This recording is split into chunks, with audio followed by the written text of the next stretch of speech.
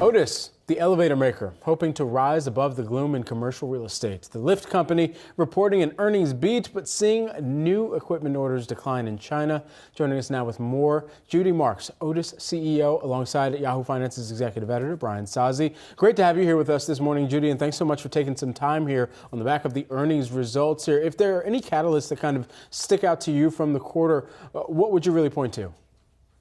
Yeah, Brian, great to be with you. I mean, this was all about a service-driven growth and acceleration in our service business. We were able to grow organically our service business about 6%. It drove margin expansion of 40 basis points. We grew our service portfolio 4.2%, still the largest in the world at 2.2 million units. And really, our colleagues delivered for our customers. On the new equipment side, pleased with the results in choppy markets. And the challenge is, although China, the market was down 10%, we had great share gain because we were only down 3% in orders. We gained 70 basis points in new equipment, and both of those are through execution of our strategy. Great product introductions, delivering for our customers, being there when they need us in terms of repairs. And when you look at our orders book, it's looking pretty bright. Our orders were up 15% in the Americas. 7% for new equipment, and almost 30% for modernization of older buildings. So we've got a great backlog, and we're looking forward to executing as the year goes on. Judy, Brian here. Good to see you. I remember I was talking a lot last year on inflation, and you continue to call out high levels of inflation. What are you seeing at this point in the year? Yeah, we're seeing inflation in most parts of the world, Brian. I would tell you in Europe, we're seeing it at varying levels. We've been able to get price realization on that inflation that takes more than care of the wage inflation and the collective bargaining agreements we have. New equipment prices were up mid-single digits this quarter. Service pricing was up 3.5% like for like. So we've handled it between pricing and productivity. And I think that's what you see in our outlook, that we expect not only top line growth, but continued margin expansion and our earnings per share to grow significantly. We're up 5% earnings per share this quarter, and we're going to continue that as the year goes on. Judy, it's Julie here. A lot has been made of potential headwinds in commercial real estate. And so I would ask, first of all, is commercial real estate a pretty good proxy for Otis, at least here in the United States, is what we're talking about now, where you guys get about a quarter of your revenue? And what are you seeing in terms of trends in commercial real estate and how your new orders here in the U.S. might reflect that? Yeah, so again, orders in the Americas were up 15% this quarter, and that's after a really strong year. We got about a 20% backlog. What we're seeing, and I'm not an economist, but what we're seeing in segments, Julie, is infrastructure's up and industrial's up. Resi, especially multifamily, is down a little, but that's off of some really tough comps from last 2 years, where multifamily's been at almost record levels. If you look at the two main indicators we use, the Architects Billing Index for the U.S., that just turned into positive territory in March after 5 months of contraction. So that's architects being paid to design projects going forward. And then the Dodge Momentum construction starts turned very positive in March, including for residential and multifamily. So perhaps we're at an inflection point, but we'll see. We have to wait another quarter or two to make any judgments. Judy, I'm seeing so many different trends from very large companies such as yourself as it pertains to China. So the economy clearly there is opening. I see strength in consumer goods, little less strength in industrial goods. What's happening there, and what's your outlook for that country this year? Yeah, well, let me talk from having just returned from 10 days in China, Brian. It was an amazing trip.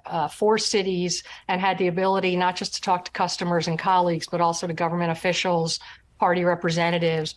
China is back in terms of driving for economic development, and that includes industrial.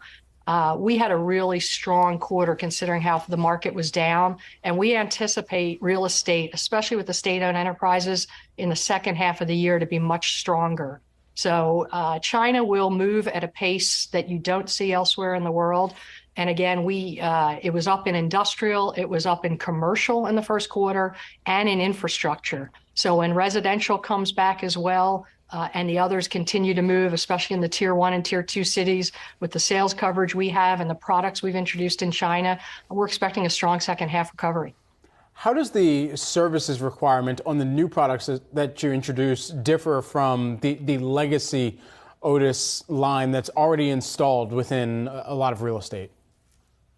So the mandatory requirements by code vary by country, but what the new units have is they're all connected, and through sensors, through our cloud communications, we have amazing connections to 800,000 of our units already, and that grows every day. That gives us the ability to predict when a unit's going to go down. It allows us to deploy a mechanic before a unit shuts down to actually replace a part so that the customer never has to have that downtime. And it also allows us to avoid what we call running on arrivals, sending someone when the unit's already back up and operational because someone had the door jammed or something like that. So the ability of having digital connected technology helps us, helps our customers, and helps our passengers, because in our newest products, if there is a shutdown, not only do they call our Otis Line Help Center, they can actually see that call center person on a video screen to calm them down. So it's just a much more comprehensive offering, which gives us more stickiness that lets us retain more customers. Judy, a couple years ago, United Technologies spun off Otis, spun off Carrier. Now, Carrier has done some good work under the leadership of CEO Dave Gitlin. You have done some very, very good work, too, over at Otis. Carrier just made a pretty large acquisition last night. Are deals on your horizon? Do you want to expand beyond your core business? So we're a pure play already. And what we love about our business is since the spin, we've had incredible focus. We've grown EPS double digits over the past 3 years, and we've returned all of that to our shareholders. Last night, we increased our dividend over 17%, 70% since we spun. So we're always looking at small bolt-ons, but we like our position. We're the leader in the industry. We've got great organic growth in service, in modernization, and we believe with this continued share gain and execution of our strategy, we've got good growth in new equipment as well. I like where we are. We'll continue to do $50, $70 million a year of buying small service companies that give us density and scale in specific routes in specific countries, but I really like our position. All elevators all the time. Judy, thanks so much for being here. Appreciate it, as well as Saz. Judy Marks, Otis CEO. Appreciate it.